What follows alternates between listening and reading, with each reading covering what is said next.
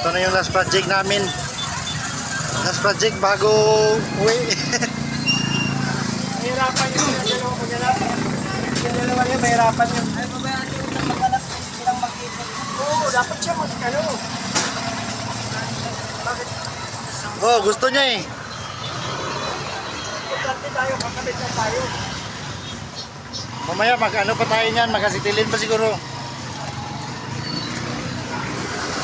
Hindi pa siya yung fuel tank niya, huwag niyong galawin yan kasi magkaklik yan. Isiin pa kayo dyan.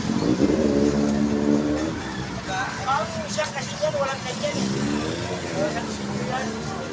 Wala parang ganyan. Ano yung sumayad yan? Sumayad mo Tama sa... yan dun sa ano eh. Ganito lang dapat ang siya kapalit yan. Dapat ganyan din lang.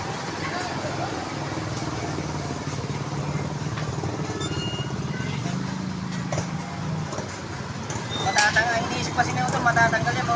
Maano yung likod niya.